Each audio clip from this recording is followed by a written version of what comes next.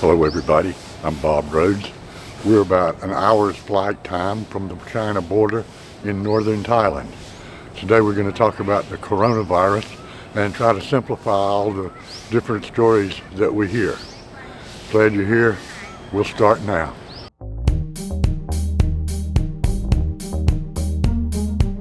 Alright, I'm sure not masquerading as Albert Einstein, but I am in Thailand, which is very close to China, and I've been following the virus outbreak pretty closely. Some of the data comes from the CDC, Arirang News in Korea, Bangkok Post. Thailand has got 41 cases, and as close as we are to China, it appears Thailand has done very well. I don't have all the answers yet. Nobody does. But I'll be interested in any thoughts you have on the subject. After all, two heads are better than one. Everyone knows that China has been hit hardest by the coronavirus, also known as COVID-19. South Korea currently has the most new cases. I have a theory about that I'll tell you about in a minute. Italy and Iran are experiencing significant spread too. Only 3 countries have more infectees than the cruise ship, the Diamond Princess, which is currently quarantined in the Yokohama, Japan port. 97% of the passengers and crew are infected. The coronavirus is a microscopic virus that affects animals and people. It is in the same family of viruses as the flu and colds, but has about 3 times the death rate of flu and appears to spread very rapidly. The primary spread of the virus, which is airborne, happens when an infected person coughs or sneezes. The virus can be in droplets of saliva that fall to the ground, or it can be in droplets so small they remain in the air and circulate around in the room. It's not currently known how long the virus can survive outside the body, so washing hands often is suggested. Well, here's a little information about coughs and sneezes. Each cough is filled with thousands of droplets of saliva. On average, 3,000 droplets are expelled in a single cough, and some of them fly out of the mouth at speeds up to 50 miles an hour. A sneeze is even worse than a cough. How does that happen?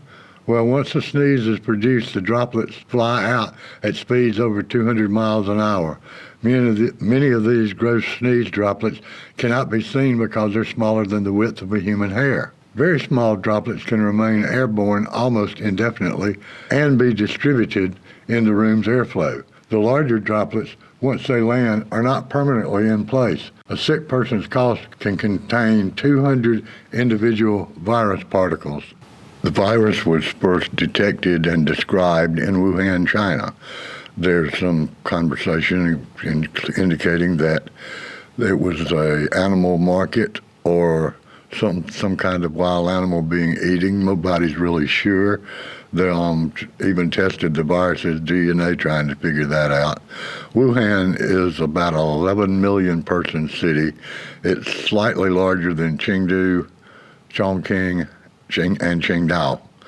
And Shanghai is about twice as big at 24 million. It's a very busy area of China. It's a traditional manufacturing hub for a long time, and it's also got a lot of new industry as well. It's on a huge river, the Yangtze, and another large river flows into it, so there's a lot of transportation, not just on the roads and airways, but also on the river. You probably heard of the Three Gorges Dam, the world's largest power station, and it's located nearby. I'm not criticizing anyone or anybody. I'm speaking from 2020 hindsight, so I have an advantage over the people that were living it when this started. But there was this mass wedding in Seoul, Korea. They had 6,000 couples from 60 countries get married in a religious stadium. A total of about 30,000 people attended this event on February the 7th. Note how many of them aren't even wearing masks. There are also several countries in Europe and the 2 Middle East ones who allow sports stadium shows and carnivals until last week, including Italy and Iran, who are having problems. In the 3 weeks since the mass wedding, South Korea's coronavirus cases have skyrocketed. It's been suggesting the incubation period for the disease be raised from 10 to 14 days to 28 days. Nobody actually knows if a person who is infected can infect others before symptoms appear or after symptoms disappear. Most countries are taking serious steps to control the virus. The consequences of not taking this epidemic seriously could allow it to graduate to pandemic, affecting the whole world. Mr. Trump has been criticized for taking the threat too lightly. The criticism has come from both political parties and the press, with whom he remains antagonistic. In China and Korea, entire cities have been quarantined.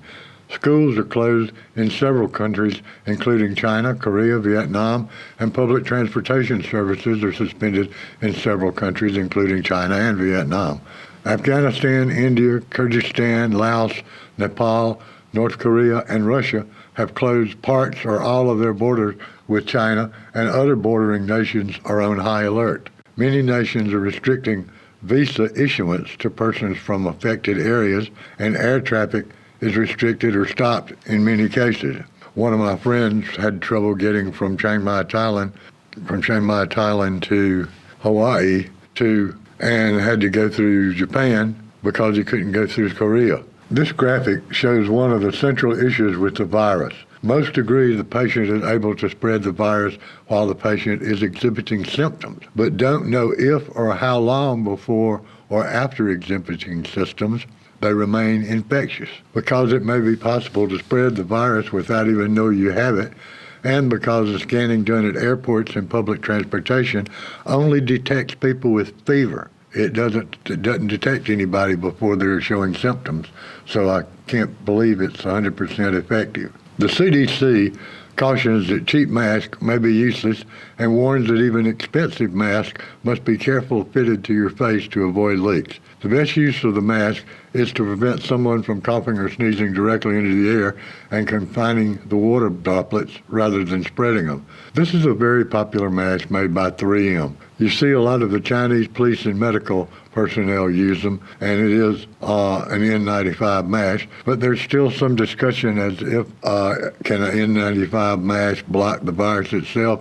It might be smaller than the 2.5 particles it's made for. Some types of protecting equipment are getting harder to find in certain areas and are likely to be harder to find and more expensive as the epidemic grows. I hope some of this information will be useful. I don't think it's time to panic and run off the end of the bridge, but I think it's time to give some serious and conscientious thought to exactly what response is appropriate. Thanks again for watching. See you next time.